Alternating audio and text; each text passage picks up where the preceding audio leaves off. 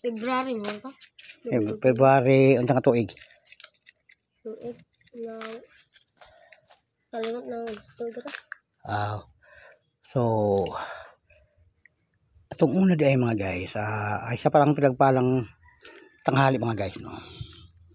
May nagsasabi sa akin mga guys, na isang bata dito mga guys, na si kaibigan ko mga guys, Justin, na dati daw dito guys, itong puno na to, may nagpapatiwakal dito guys na babae. Matagal-tagal na pala, sabi ni Justin.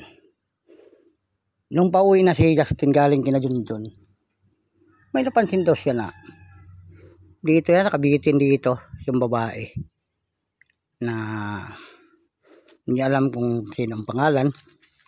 Dito yun banda daw, sabi ni Justin. Dito daw nakabitin yung babae.